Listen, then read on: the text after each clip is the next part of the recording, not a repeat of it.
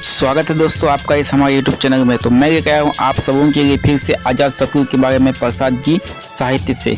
तो आज कल तो मैं पढ़ाया था क्या पर बताया था आप लोगों को कथा प्रसंग, लेकिन आज मैं आप लोगों को बताने वाला हूँ भारत का ऐतिहासिक काल।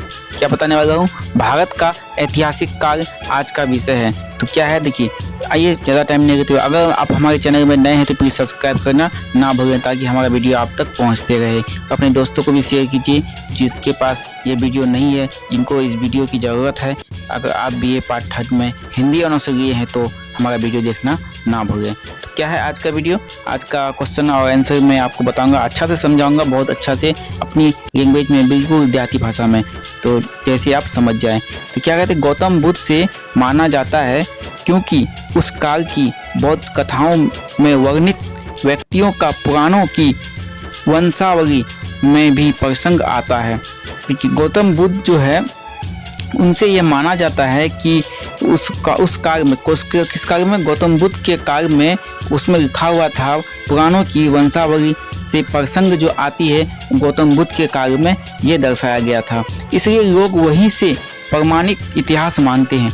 लोग जो इतिहास जो मानते हैं तो इतिहास कहाँ से मानते हैं? इतिहास वहीं से मानते हैं। तो कल मैंने पिछला वीडियो में बताया था कि इतिहास में घटनाओं की प्राय पुनरावृत्ति होते ही देखी जाती है और क्या कहते हैं, भविष्य में फिर होने की आशा रहती है। तो यहीं पे है, उसी ये कहता है कि ये जो ऐतिहासिक है, इतिहास है, ये इतिहास कहाँ से मिलता है? तो ये गौतम बुद्ध के काल से ही माना जाता है। तो आगे आइए, आगे क्या कहता है फिर? पौराणिक काल के बाद गौतम बुद्ध के व्यक्तित्व में ने तत्कालीन सभ्य संसार में बड़ा भारी परिवर्तन किया। क्या किया? बड़ी या बड़ा भारी परिवर्तन किया। परिवर्तन मतलब बदलाव। किस काल में? तो सभ्य संसार में। किसके काल में? गौतम बुद्ध के काल में या व्यक्तित्व में पुराण का किया गया। किसका? पुराण काल का वहाँ पे बहुत बड़ा बदलाव किया गया। इसलिए हम कहेंगे कि भारत के ऐतिहासिक काल का प्रारंभ धन्य है। भारत का प्रारंभिक इतिहास काल है वो धन्य है। क्यों कहेंगे? क्योंकि ये गौतम बुद्ध के बारे में जानने की उसी समय से ये जो बदलाव आया था, इसलिए हम कहेंगे। उसको देखते आगे आइए क्या कहता है, जिसने संसार में पशु, कीट, पतंग से लेकर इंद्र तक के साम्यवाद की संगध्वनि की थी। केवल इसी कारण हमें अपना अति प्राचीन इतिहास रखने पर भी यही से इतिहास काल का प्रारंभ मानने में गर्व होना चाहिए। देखिए, जिसने संसार में देखिए पशु किसमें कौन रखा है? जिसमें संसार में भगवान ही रख सकता है, देवी देवता ही रख सकता है। पशु, कीट, मानव, पतंग इत्यादि हम लोग कहाँ से, किससे प्रकट हुए हैं? भगवान ने हमें यहाँ पे प्रकट किया है। तो इस ध्वनि ने शंख ध्वनि, मतलब शंख जो समुद्र में शंख जो मिलता है, पूजा पाठ में जो शंख बजाया जाता है, उसके बारे में यहाँ पे बता रहा है। तो क्या कहता है, यही से इतिहास काल का प्रारंभ हमें मानना चाहिए। यही से हमें इतिहास का गर्व होना चाहिए कि हमें इतिहास कहाँ से मिलता है। तो आगे आइए, आगे क्या कहता है, भारत युद्ध के पौराणिक काल के बाद इंद्रप्रस्थ के पांडवों की प्रभुता कम होने पर बहुत दिनों तक कोई सम्राट नहीं बना। जब इंद्र जो 5 भाई पांडव जब था तो वो सब जो खत्म हो गया, तो इसके बाद ना पुराणों की जो प्रभुता कम था वो बहुत दिनों के बाद सम्राट नहीं हुआ था। यानी बहुत दिन तक सम्राट जो राजा था वो नहीं बना। भिन्न भिन्न जातियों अपने अपने देशों में शासन करती थी। भिन्न भिन्न जाति जो है अपने अपने देश में शासन करती थी।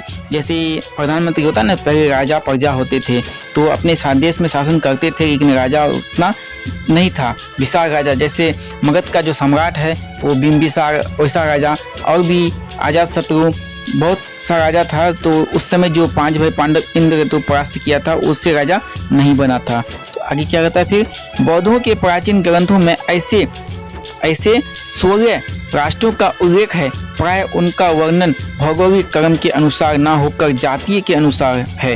देखिए, बौद्धों के प्राचीन काल में जब बौद्ध का जो शासन चल रहा था उस समय क्या था, 16 राष्ट्र का उल्लेख किया गया था।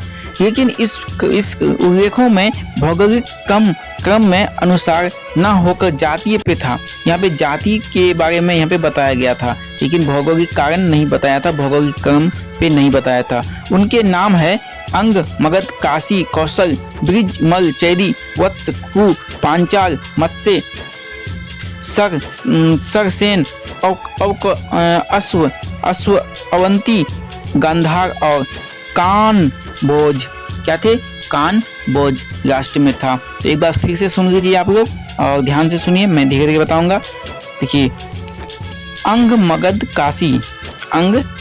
काशी, कौशल ब्रिज मल, चैदी वत्स, कुरु पंचाल, मत्स्य सरसेन, क्या कहता है? पंचाल, मत्स्य सरसेन, अवश्य, अवंतिक, गांधार और कानभोज। ये था उस समय का क्या 16 प्राचीन ग्रंथों में ऐसे राष्ट्रों का उल्लेख किया गया था।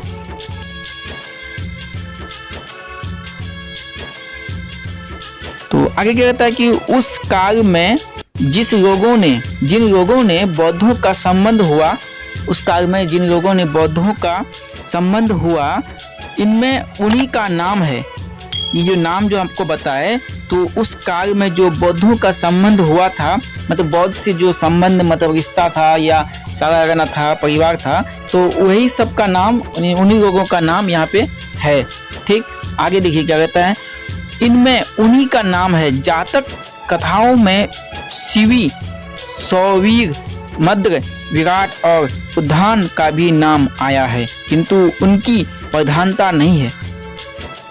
इतना जो नाम आया, कौन कौन इस 16 के बाद जो नाम आया है कथाओं में, शिवी, सौवीर, मद्र, विराट और उद्धान का भी नाम आया है, लेकिन इनका प्रधानता नहीं है। कहाँ नहीं है? बौद्ध धर्म में प्रधानता, या तो बौद्धों के प्राचीन ग्रंथों में इनका क्या कहता है? नहीं है। क्या नहीं है? प्रधानता नहीं है। उस समय जिन छोटी से छोटी जातियों, गणों और राष्ट्रों का संबंध बौद्ध धर्म से हुआ, उन्हें प्रधानता दी गई, जैसे मग आदि। तो हमारा वीडियो आपको कैसा लगा, और वीडियो पसंद आए तो प्लीज़ सब्सक्राइब कीजिए ताकि नेक्स्ट वीडियो आप तक पहुंच पाए। और क्या कहता है, आज का जो भारत का ऐतिहासिक काल था ये यहीं तक समाप्त कर रहे हैं। फिर नेक्स्ट वीडियो हम लेके आएंगे धार्मिक क्रांति के बारे में।